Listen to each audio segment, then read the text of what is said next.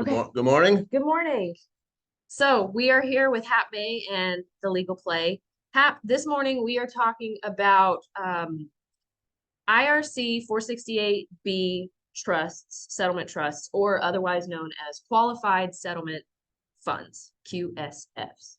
And that sounds very technical, but yes, it's a very useful technique in certain situations. So situations where you might find these is if a business has some debts owed, some liabilities to maybe some judgment holders, some claimants with tort claims or breach of contract claims, where the business or the individual owes some money, which may or may not be contingent on the outcome of an appeal. Right. But this is kind of where we'd be seeing these funds or these 468B trusts. Is Right. there another context where they Right. might come up? And the biggest example of these are sort of the mass tort, some of the drug cases, the asbestos cases, where the drug company or company that manufactured asbestos products is suddenly subject to a large class action lawsuits all over the country, and they realize that they're going to have to pay,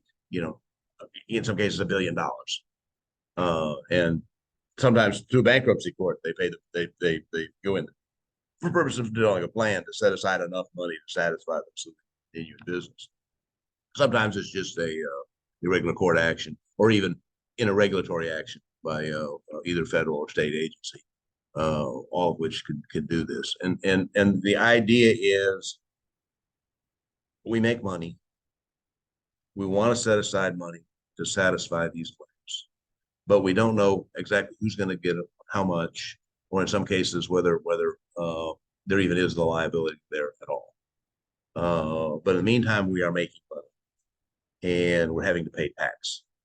At the same point in time, we may have to set aside money, and we would like to be able to deduct the money we set aside from our taxes, so we have less to pay in taxes, pay more to the fund to pay the claimants.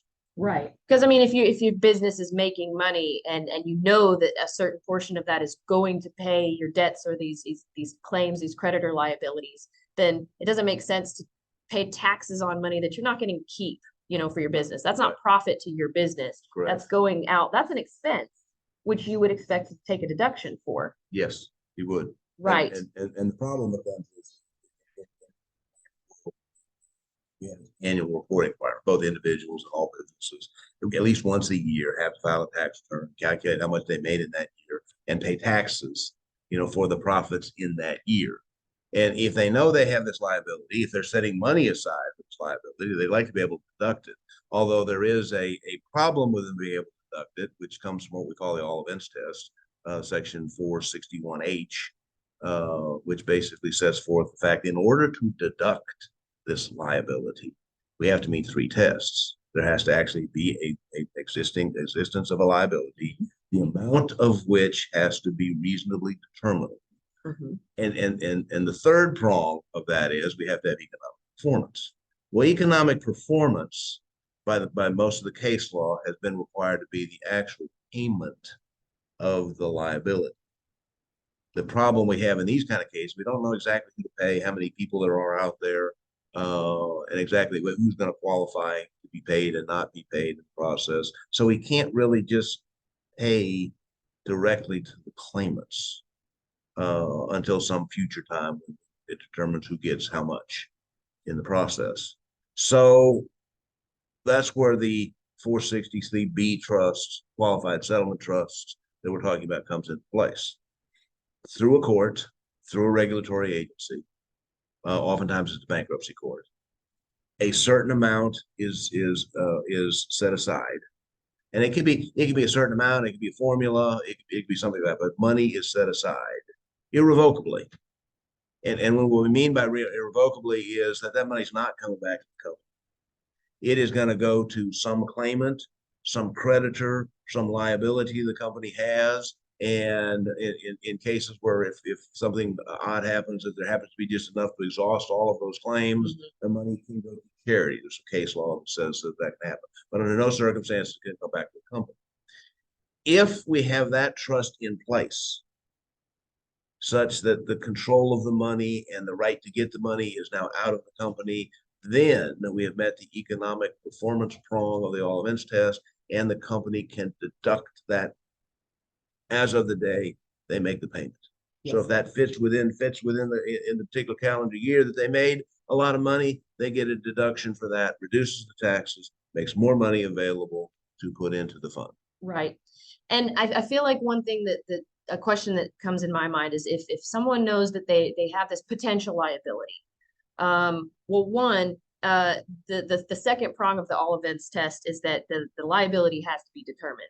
But let's say it's on appeal. Let's say, oh, well, there these punitive damages. We're going to argue that those shouldn't be included. And so maybe the amounts change, maybe the amount of claimants and who all is going to get paid what might fluctuate and change. That's not really a determinable number, a fixed amount that can be determined. That is the second prong of the all events test, and that can be hard to do. But by setting up the fund, the trust fund, in an irrevocable fashion, such that even though the claims may be several $billion, we're going to set aside $1 billion, and we're not going to get it back. Yeah. Well, there we've established the fact that at the very least, and perhaps if the plan is accepted or something like that, exactly what the liability is. So we're able to determine what that is. It's nice if it's in bankruptcy because you have a court order saying we are ordering the creation of one of these trusts. And we are putting a claim value. We're estimating also what the liability is going to be. So it's not going to be this infinite number that nobody can, be certain about. So in bankruptcy, I feel like there's some things in place that kind of help establish and meet all of the criteria for the test. And bankruptcy court has the advantage of having this, sort of universal jurisdiction where you don't have to go to each state or each district of the different federal court or something like that. The bankruptcy code generally gives jurisdiction nationwide, to a certain extent worldwide, to that particular court. Right. And another concern I think maybe some business owners and individuals who are going through this might have is, well, why can't I just set up an escrow fund? If I know that this is going to be, potentially coming back, like, let's say you feel very strongly that the judgment's going to be overturned on appeal, and you won't have this liability. Why then pay it into a qualified settlement fund where it's never going to come back to me? Why not just put it into an escrow fund and wait to see what that is? That's a business decision, because in doing this, I mean, the money that's going to go into trust is basically spent irrevocably. Yep. And if you really think you're going to win the appeal, you got to think long and hard about whether or not you want to do this. And there are some reasons why you might want to go ahead and do this, because as you were saying, even if it doesn't go to pay out these judgment creditors and these plaintiffs or claimants like that, you might have other business debts and say, okay, well, I know that these are going to come along, and if this money doesn't go to pay off my judgment creditors, then it'll go off to pay off these other business debts I owe. Right. And then if not, so basically, you just go down to the laundry list of things. It goes to charity, and there's a charitable deduction. Well, it would be deductible anyway if it goes into the fund. Yeah, it would, right. Regard to that. But basically, this is a vehicle for if you want the deduction in this year for monies you have paid out, and you're okay for it to just go to that purpose. Right. Yeah. Right. And this is as I've said, this is an opportunity. I mean, we can understand how that happens in asbestos cases, big drug cases, $1 billion but there's an opportunity here for smaller players who have excess assets, realizing they have to pay out liabilities in the future. And one of the things that has kind of changed over the last few years is we used to have what we call a loss carryback, net operating loss carryback, which means if we make money in year one and lose money in year two, we take the loss from year two and carry it back to year one and recalculate the taxes due in year one and get a refund. And that was available up until the Tax Cut and Jobs Act 2017, after which the carry back was repealed. You can only carry forward. Then during COVID, they suspended that for 3 years. So 18, 19, and 20 carrybacks were available. Starting in 21, revert back to the 2017 Act and no longer have carrybacks. Whether that holds up over the future or not, who knows? But right now we don't have the ability to carry back.